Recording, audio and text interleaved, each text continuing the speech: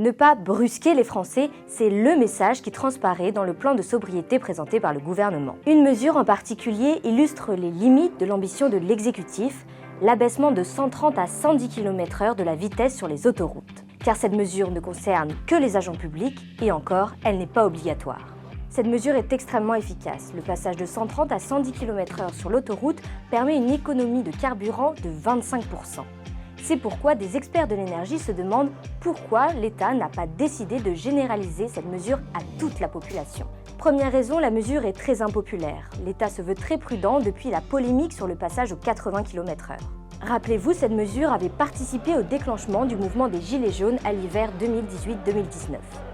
En fait, le gouvernement craint un mouvement de contestation alors que ce n'est que le début des efforts demandés aux Français pour cet hiver. Ensuite, cette décision illustre la volonté du gouvernement d'être dans une sobriété choisie plutôt que subie.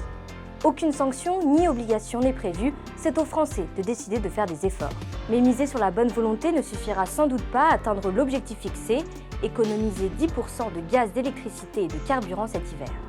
C'est pourquoi un chercheur spécialiste des politiques énergétiques nous explique pourquoi le gouvernement aurait pu aller vraiment plus loin. Si on considère qu'on est vraiment dans l'économie de guerre, parce qu'il y a des gros enjeux derrière, on aurait pu essayer de mettre en place cette mesure de manière temporaire en disant attention, là ça va être mis en place pour les 4 prochains mois, pour tout le monde, parce que en fait c'est une mesure avec un gain très net. Réduire la vitesse sur autoroute de 20 km/h permettrait d'économiser 14 TWh, soit l'équivalent de la consommation de 7 villes comme Montpellier.